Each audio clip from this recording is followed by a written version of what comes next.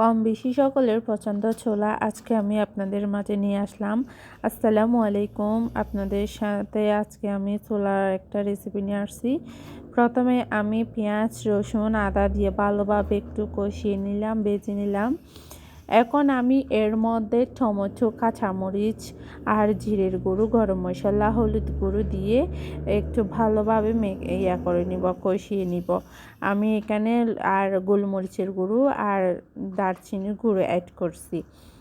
এখন আমি এর মধ্যে দিব আর সিদ্ধ করা আলু দিয়ে আরও একটু ভালোভাবে কষিয়ে নিব।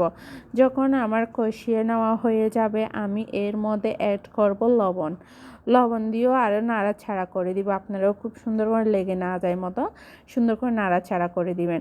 এখন আমি দিয়ে দিব ছোলা দেওয়ার পর আমি আরও সুন্দরভাবে নেড়ে ছেড়ে দিব। যেহেতু আমি যখন রান্না করতেছি তাহলে তো ভালোভাবে তো করতে হয়, নাড়াচাড়াই করতে হয়। নাড়াচাড়া না করলে ভালোভাবে কষিয়ে না নিলে স্বাদ তেমন একটা ভালো আসে না। আপনারা সবাই প্লিজ আমার চ্যানেলটা সাবস্ক্রাইব করে দিবেন, সব সময় পাশে থাকবেন।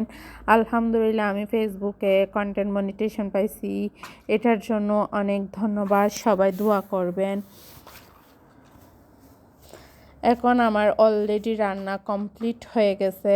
এখন আমি আর একটু নাড়িয়ে চাড়িয়ে দিছি। দেওয়ার পর আমি সুন্দরভাবে এইতে ধনিয়া পাতা অ্যাড করে নিয়ে আমি চুলাটা বন্ধ করে দিয়ে দিছি।